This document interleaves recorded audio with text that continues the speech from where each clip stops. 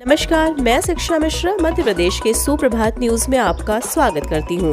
दोस्तों, मध्य प्रदेश की तमाम फटाफट खबरों को जानने के लिए हमारे चैनल को सब्सक्राइब जरूर करें।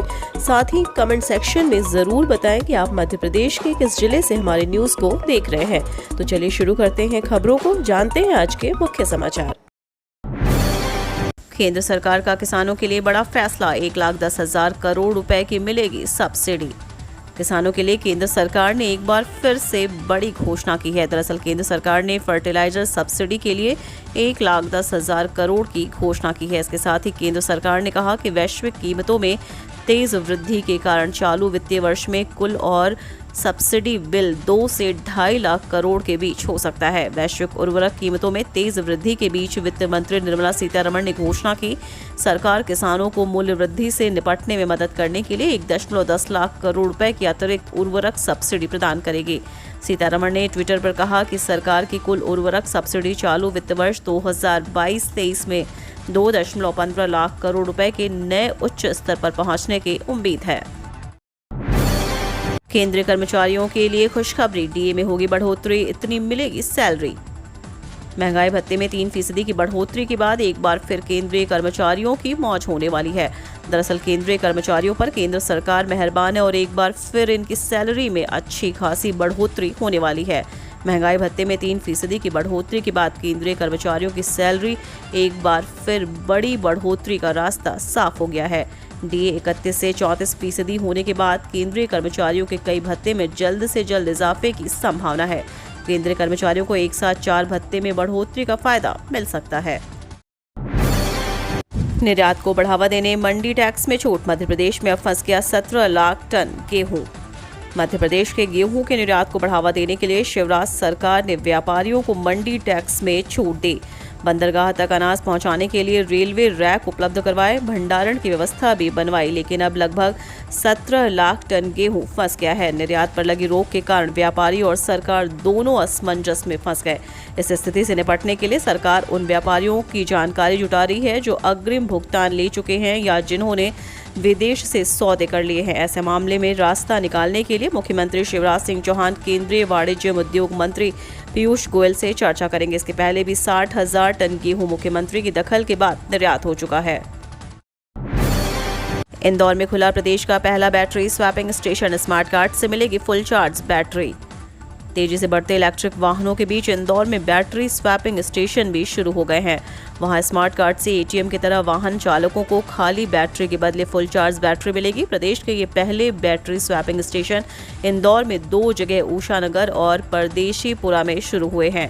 मुंबई बेस्ड स्टार्टअप कंपनी वोल्टअप ने इनकी शुरुआत की। ग्वालियर में सीएम शिवराज सिंह ने कहा, अंचल सहित अन्य राज्यों के मरीजों के लिए उपयोगी होगा देवराज मेडिकल कॉलेज। अंचल सहित अन्य राज्यों के मरीजों के लिए आधुनिक अस्पताल उपलब्ध होगा, जहां पर ट्रॉमा, न्यूरोसर्जरी, कैंसर जैसे गंभीर रोगियों को इलाज दिया जाएगा। शासन की योजनाओं पर मरीजों को सस्ते दाम पर विश्व स्तरीय इलाज उपलब्ध कराया जाएगा। मेडिकल कॉलेज धन कमाने का जरिया नहीं बल्कि दूसरों की पीड़ा को हरने वाला संस्थान होगा। यह बात खुरैरी में हाईवे NH 44 पर स्थित Devraj institute of medical science के भूमि पूजन अवसर पर मुख्यमंत्री शिवराज सिंह चौहान ने कही। उन्होंने कहा कि यह 150 MBBS सीट का बनने जा रहा मेडिकल कॉलेज महिला सशक्तिकरण का उत्कृष्ट उदाहरण बनेगा, क्योंकि मेडिकल कॉलेज का संचालन महिलाओं के हाथ में होगा। गर्मी के प्रकोप ने बढ़ाई चिंता, तेज धूप में निकलने से बचें। लगातार बढ़ रहा गर्मी का प्रकोप चिंता बढ़ा रहा है। ज्यादातर शहरों में तापमान 40 डिग्री को पार कर चुका है। धूप तीखी हो गई है।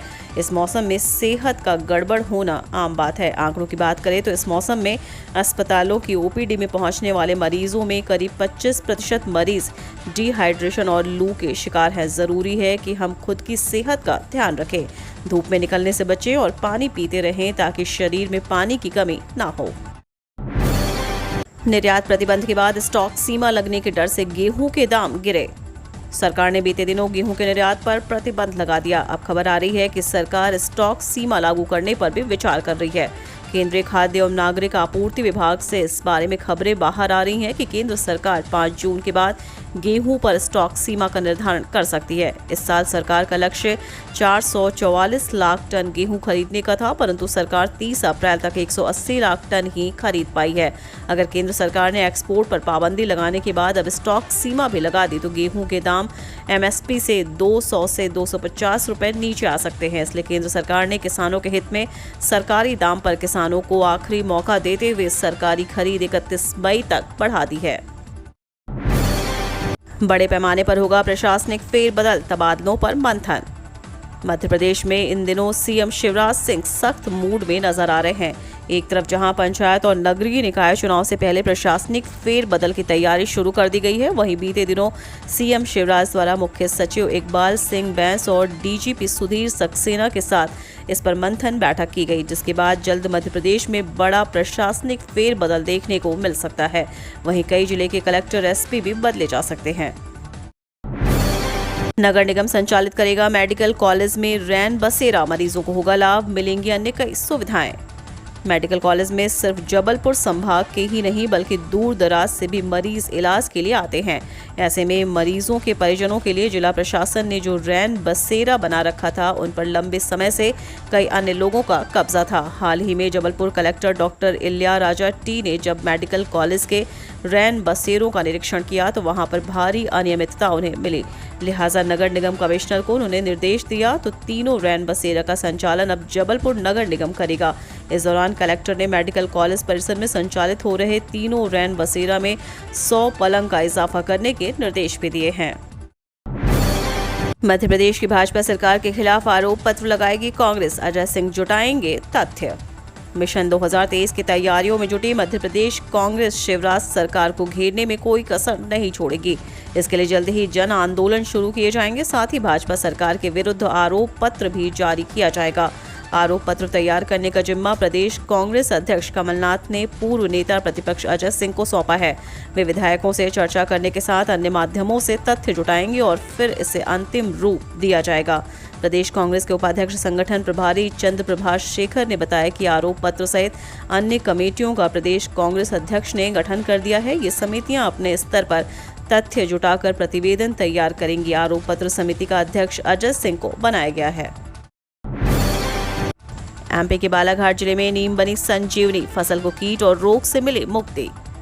केंद्र और प्रदेश सरकार प्राकृतिक खेती के लिए प्रेरित कर रही है, लेकिन बालाघाट जिले के हट्टा किरनापुर क्षेत्र के दर्जन भर गांवों के किसान करीब 15 साल से प्राकृतिक खेती का रुख कर चुके हैं। नीम उनकी फसल के लिए संजीवनी बन रही है। इसकी औषधीय गुणों से फसलों में कीट और रोग नहीं लग रहे हैं। इस तरह नीम की छांव में फसल ही नहीं बल्कि किसान भी पनप रहे हैं। इन गांवों में 30,000 एकड़ से अधिक रकबे में किसान नीम के बूते अपने खेतों की फसल कीटों के प्रकोप से बचा रहे हैं। 5वीं अभिव्यक्ति वार्षिक कला प्रदर्शनी का आयोजन 28 से 30 तक। 5वीं अभिव्यक्ति वार्षिक कला प्रदर्शनी का आयोजन 28 से 30 मई तक रानी दुर्गावती संग्रहालय की कला वीथिका में किया जाएगा। इस समूह कला प्रदर्शनी में चित्रकला, मूर्ति कला, रिसाइकल लैंप का प्रदर्शन किया जाएगा। प्रदर्शनी की मूल थीम रचनात्मक विचार की एक आत्म अभिव्यक्ति है। इस प्रदर्शनी को क्रिएटिव कला क्यूरेट कर रही है। प्रदर्शनी का उद्घाटन वरिष्ठ चित्रकार सुरेश श्रीवास्तव करेंगे और विशिष्ट अतिथि संतोष तिवारी होंगे। वायदा बाजार मजबूत होने से सोने के दामों में बढ़त। अंतर्राष्ट्रीय बुलियन वायदा मार्केट में सप्ताह के अंतिम कारोबार दिवस शुक्रवार को सोने में अच्छी लेवाली के चलते वायदा मजबूती पर टिका रहा। इधर भारतीय बाजार में वैवाहिक सीजन वालों के गहनों में खरीदी का सपोर्ट बराबर बना रहने से सोने की मांग की कीमतों में सुधार जारी है। इंदौर में सोना कैडबरी 100 रुपये बढ़कर 52,450 रुपये प्रति 10 ग्राम पर पहुंच गया। वहीं विदेशों में चांदी कमजोर रहा। कॉमेक्स पर चांदी फिर 32 सेंट टूटकर $21.75 प्रति ऑन्स पर आ गई। इसके चलते घरेलू बाजार में भी चांदी की कीमतों में पुनः नरमी का वातावरण रहा। देश भर में होंगे कार्यक्रम, सांसद विधायकों की मौजूदगी होगी अनिवार्य। मोदी सरकार के 8 साल पूरे होने पर 30 मई से 15 जून तक सेवा, सुशासन और गरीब कल्याण के कार्यक्रम चलाए जाएंगे। देश भर में चलने वाले इन कार्यक्रम में सांसद, विधायक, पंचायत या नगरीय निकाय के प्रतिनिधियों को अनिवार्य रूप से शामिल होना होगा। पार्टी के राष्ट्रीय नेतृत्व द्वारा लिखे पत्र के मुताबिक ये कार्यक्रम राष्ट्रीय स्तर से मंडल स्तर तक एक साथ आयोजित किए जाएंगे। योजना के मुताबिक इन दिनों मुफ्त टीकाकरण, प्रधानमंत्री गरीब अन्न वितरण योजना, प्रधानमंत्री किसान सम्मान निधि, जन औषधि केंद्र, आयुष्मान भारत और हर घर नल से जल जैसी योजनाओं का प्रचार प्रसार करना है। पार्टी इस योजना के लिए हर जिले में 3 सदस्यीय समिति का गठन करेगी। साउथ अफ्रीका और इंग्लैंड के खिलाफ टीम इंडिया का ऐलान, केएल राहुल को कप्तानी, इन खिलाड़ियों को एंट्री। बीसीसीआई ने रविवार को साउथ अफ्रीका के खिलाफ T20 सीरीज और इंग्लैंड के खिलाफ 5वें टेस्ट के लिए टीम इंडिया का ऐलान किया। अखिल भारतीय वरिष्ठ चयन समिति ने दक्षिण अफ्रीका के खिलाफ आगामी 5 मैचों की सीरीज के लिए 18 सदस्यीय टीम का चयन किया है। चयन समिति ने इंग्लैंड के खिलाफ एजबेस्टन, बर्मिंघम में 1 से 5 जुलाई तक खेले जाने वाले 5वें पुनर्निर्धारित टेस्ट के लिए भारत के 17 सदस्यीय टेस्ट टीम का भी चयन किया है। भारत इस समय टेस्ट सीरीज में 2-1 से आगे है।